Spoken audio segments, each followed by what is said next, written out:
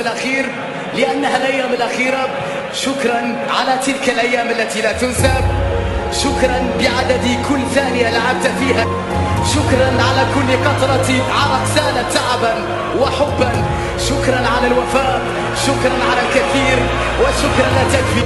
يا لها من أيام قاسية، ويا لها من نهاية صعبة، ويا له من يوم سيكون صعبا جدا. اليوم الذي وجع فيه مشوارها الذهبي بعد سنوات، بعد نجاحات، بعد أمجاد، بعد بطولات، بعد أيام كبيرة، بعد لحظات جميلة، بعد تاريخ، بعد وفاء.